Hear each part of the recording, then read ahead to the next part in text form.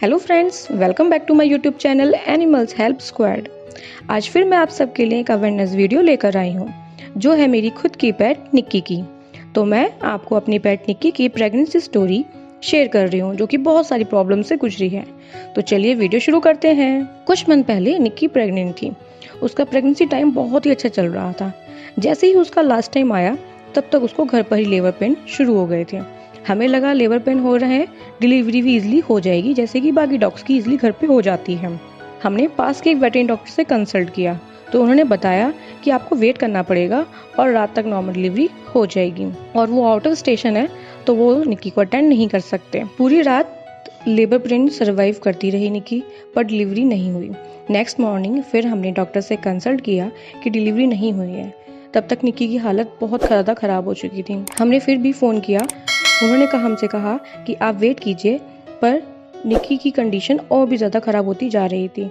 फिर हमने दूसरे डॉक्टर से कंसल्ट किया और उन्होंने हमें कहा कि आप इमीडिएटली निक्की को हमारे पास ले आइए। उन डॉक्टर ने पूरा निक्की का चेकअप किया, अल्ट्रासाउंड किया और पता लगा कि जो अल्ट्रासाउंड की रिपोर्ट से कि अब जो बेबीज़ हैं निक्की के उससे कोई रेस्पॉन्स नहीं मिल रहा है।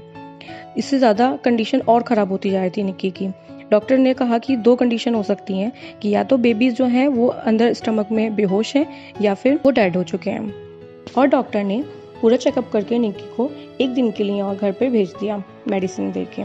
डॉक्टर ने कहा कि अगर नॉर्मल डिलीवरी होनी होगी तो आज शाम तक हो सकती है, अदरवाइज नहीं हुई तो आप फिर नेक्स्ट डे मेरे पास इसको लेके आइएगा और एक लास्ट ऑप्शन बचता है, वो है सिर्फ और सिर्फ ऑपरेशन का।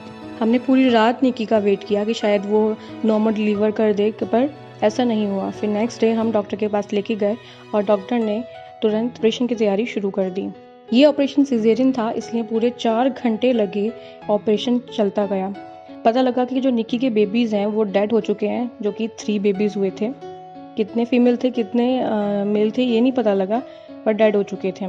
पूरी बॉडी में इन्फेक्शन फैल चुका था बेबीज़ की वजह से और हमारे लिए बहुत मुश्किल टाइम था। ये टाइमिंग एक डॉग ऑनर ही समझ सकता है कि जब आपके पास एक डॉग होता है और ऐसी कंडीशन आ जाए तो डॉग ऑनर पे वो कितना सब कुछ फेस करना पड़ता है। फिर भी हमें बेबीज़ का इतना नहीं था और हमें निक्की की टेंशन थी कि वो ठीक हो जाए। डॉक्टर से बात हुई तो पता लगा कि बेबीज़ डेड की वजह से उसकी बॉडी में इन्फेक्शन फैल चुका है और 48 आवर उसके लिए बहुत डेंजरस हैं। वो इतनी स्ट्रॉन्ग थी कि उसने वो टाइम सर्वाइव कर लिया और उसकी तबीयत जो भी थी बेटर होने लगी। पर ऑपरेशन होने के 7 या 8 दिन बाद उसके स्टिचेस जो लगे हुए थे उसमें से पस निकलने लगा। मतलब उसका जो भी हम बैंडेज लगाते थे, जो उसकी डेली ड्रेसिंग हो रही थी, वो ड्रेसिंग पूरी की पूरी ख़राब हो रही थी, जिसकी वजह से हमें और टेंशन हो गई कि ऐसा क्यों हो रहा है। हम फिर डॉक्टर के पास गए। डॉक्टर ने बताया कि इसके जो स्टिचेस हैं वो अंदर से कट चुके हैं, इसलिए हमें उसको दोबारा देने पड़ेंगे। इन्फेक्शन निक्की के पूरे यूट्रस में फैल चुका था, जो डॉक्टर को सेकंड सर्जरी करने पर यूट्रस उसका निकालना पड़ा, क्योंकि इन्फेक्शन यूट्रस में होने की वजह से बाकी पार्ट्स जो थे उनको भी इन्फेक्टेड कर रहा था। तो डॉक्टर को सही लगा कि वो उसका यूट्रस को निकाल दें। सेकंड सर्जरी के बाद निक्की का वेट इतना लॉस हो चुका था, उसकी प्लेटलेट्स गिर गई थी, उसका ब्लड बहुत लॉस हुआ था और बहुत ज़्यादा उसकी क्रिटिकल कंडीशन हो चुकी थी। और डॉक्टर ने फिर कहा कि ये सेकंड सर्जरी है, सर्वाइव करती है तो अच्छा है, अदरवाइज़ हम कुछ कह नहीं सकते। हमें पूरा 1 मंथ लगा। पूरी फैमिली ने, मेरी पूरी फैमिली ने निक्की की अच्छे से दिन और रात देखभाल करी है, तब जाके निक्की की जो सेकंड सर्जरी थी वो सक्सेसफुल हुई। निक्की अब ठीक है, पर सर्जरी हुई है तो छोटी मोटी प्रॉब्लम उसको आती ही रहती हैं। हमने कहा इतनी बड़ी प्रॉब्लम फेस की है, आगे देखते हैं। आज वो ठीक है, आप उसकी वीडियो देख सकते हैं, उसका रिकवरी टाइम की ये वीडियो है। मैं आप सभी लोगों से, स्पेशली जो फीमेल डॉग ऑनर हैं, उनसे ये कहना चाहती हूँ, अगर आपकी डॉग प्रेग्नेंट है तो प्लीज़ उसका रेगुलर चेकअप करवाते रहिए और प्रेगनेंसी टाइमिंग में उसको स्टेयर वगैरह चढ़ने मत दीजिए। उसका बहुत ज़्यादा ध्यान रखिए, उसके खाने पीने का ध्यान रखिए। उसको जंप मत करने दीजिए, क्योंकि जंप करने से उसके बेबी को हार्म पहुंच सकता है। आप वो गलती बिल्कुल भी ना करें जो हमसे हो गई है। अब जानते हैं कि ऐसा क्यों हुआ, निक्की के बेबीज डेड क्यों हुए। वो इसलिए हुए क्योंकि निक्की जो थी, हम रहते हैं फर्स्ट फ्लोर पे और निक्की फर्स्ट फ्लोर से ग्राउंड फ्लोर तक स्टेयर्स पे बहुत ज़्यादा जाया करती थी अपने पूरे टाइमिंग में।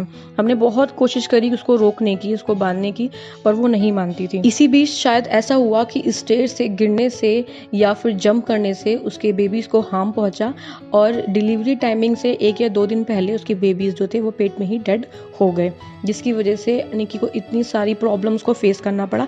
तो स्पेशली मैं फीमेल डॉग ऑनर को ये कहना चाहती हूँ कि प्लीज़ कृपया करके ये गलती आप ना करें जो कि हमसे हुई है। आप अपनी फीमेल डॉग की जो कि प्रेग्नेंट है उसका पूरा केयर करें, उसको स्ट्रेस पे बिल्कुल चढ़ने ना दें, उसको जंप करने ना दें, उसको एक हेल्दी डाइट दें, ओवर डाइट नहीं दें। निक्की बहुत स्ट्रॉन्ग थी तो वो ये टाइम सारा सर्वाइव कर गई और हमें भी बहुत मुश्किल लगा इस सब टाइम को निकलने में।